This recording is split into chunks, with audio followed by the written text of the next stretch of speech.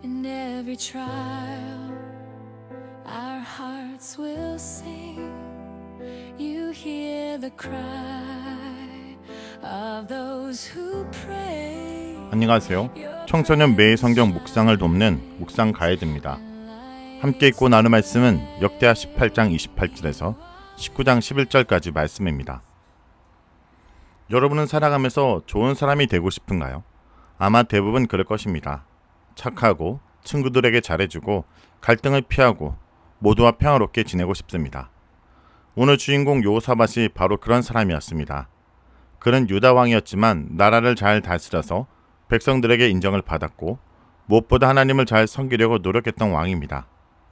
그런데 오늘 본문에서 이 좋은 사람 여호사밧이 가장 위험한 선택을 하는 장면이 시작합니다. 바로 북이스라엘 아합과 동맹을 맺은 것입니다. 18장 28절에 보면 여호사밧은 아합과 함께 아람의 전쟁터인 길랏 라못으로 올라가게 됩니다. 아합은 어떤 사람일까요? 그는 성경에서 가장 악한 왕 중에 한 사람으로 평가받습니다. 우상을 숭배하고 하나님의 선지자들을 박해하고 자기 욕심을 채우기 위해 무고한 사람을 죽이기까지 했던, 한마디로 하나님을 대적했던 왕입니다. 그렇다면 여호사밧이 왜 악한 대적 아합과 손을 잡았을까요? 여호사밧은 이런 생각을 했을 것입니다. 아합과 동맹을 맺으면 당분간 북이스라엘과 관계가 평화로워지고 나라를 안정시킬 수 있을 거라 생각했을 것입니다. 외교적으로 힘을 합쳐 아람을 물리치면 두 나라 모두에게 큰 이익이 될 거라고 생각했을 것입니다. 그리고 갈등하고 싸는 것보다 좋게 지내는 것이 좋다라고 생각했을 것입니다. 하지만 여호사밧은 하나님의 영광이라는 가장 중요한 가치보다 인간적인 안정과 평화라는 가치를 더 앞세운 것입니다. 그는 하나님만이 우리 가장의 큰 상급이라는 진리를 망각하고 세상의 유익과 평안함으로 상급을 차지하려고 했던 것입니다. 이것이 가장 큰 함정입니다. 좋은 의도가 하나님의 뜻을 가릴 때가 있습니다. 좋은 대학에 가려고, 좋은 친구들과 어울리려고, 모두에게 인정받으려고 하다 보니 어느새 하나님이 싫어하는 가치들과 타협하고 있는 자신을 발견하게 되는 것과 같습니다. 아합 왕은 전쟁에 나가기 전에 깨를 냅니다. 왕이여, 왕은 왕복을 입으시고 저는 변장하고 돌아가겠습니다. 무슨 말일까요? 아합은 자신이 적군의 표적이 될까봐 여호사밧을 미끼로 던진 것입니다.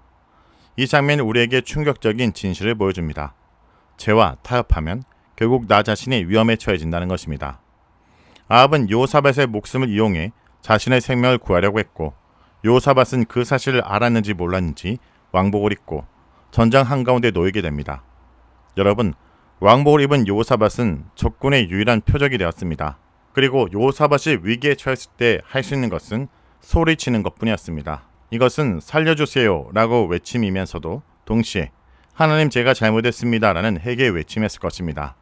하나님은 응답하십니다. 하나님은 여호사밧을 도우셔서 적군들이 그가 이스라엘 왕이 아님을 깨닫고 그를 떠나게 하셨습니다.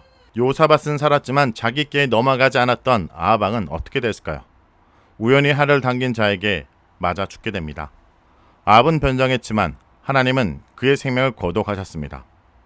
하나님이 싫어하시는 것과 타협하고 평안함을 구했던 여호사밧은 목숨을 잃을 뻔했지만 그 위기 속에서 오직 하나님께만 소리 지를 때 구원을 받았습니다. 반면 사람의 꾀를 의지했던 아합은 결국 하나님의 심판을 피할 수 없었습니다. 우리의 생명은 우리의 꾀나 변장술이 아닌 오직 하나님의 손에 달려 있습니다.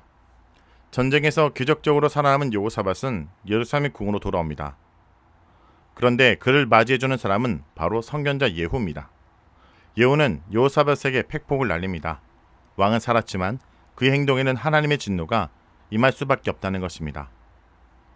이것이 하나님의 사랑 방식입니다. 하나님의 은혜는 우리를 부수고 다시 짓는다라는 것입니다. 하나님은 여호사밧을 살려주셨지만 그것으로 끝내지 않았습니다. 그의 죄를 깨닫게 하시고 그의 잘못된 가치관을 부수고 그를 다시 하나님의 뜻에 맞게 세우시기를 원하셨습니다. 하나님의 진노가 임한다는 경고는 여호사밧에게 회개와 방향 전환을 촉구하는 사랑의 경고였습니다. 하나님은 여호사밧의 좋은 점도 잊지 않으셨습니다. 내가 잘한 것은 있다. 아세라 목상을 없애고 하나님을 찾으려 노력했던 그 마음은 내가 안다 라고 말씀하십니다. 이것은 우리에게 큰 위로가 됩니다. 우리가 비록 실수하고 넘어져도 하나님은 우리의 진심과 중심을 기억하십니다. 중요한 것은 넘어졌을 때 다시 일어서서 마음을 정하여 하나님을 찾는 것입니다. 선지자 예후의 날카로운 말씀에 여호사밧은 어떻게 반응했을까요? 그는 자신을 변명하거나 선지자를 가두지 않았습니다. 그는 행동으로 회개했습니다. 여호사밧은 나라를 전체적으로 영적 리모델링을 합니다.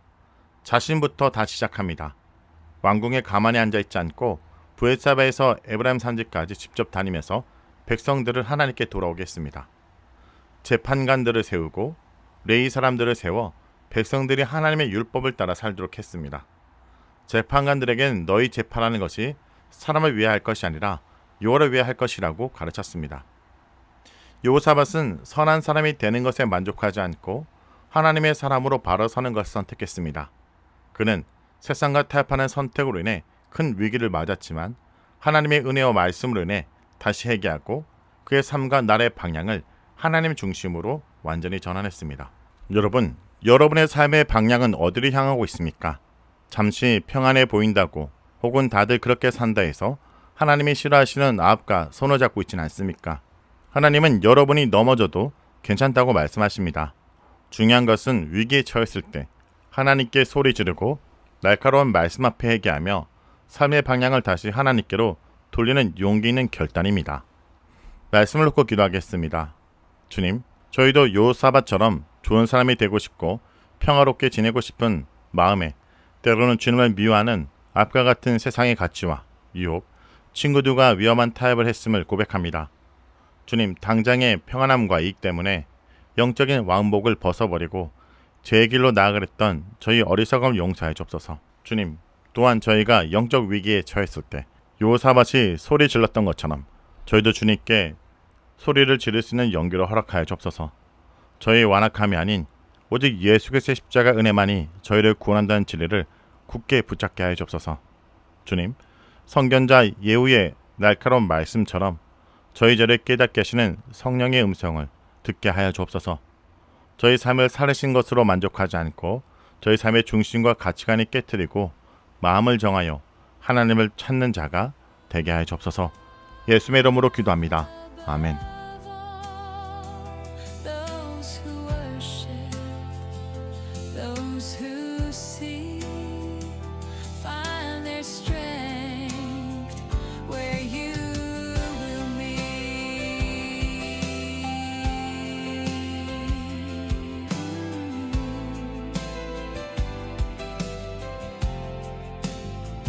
In the temple, hearts unite,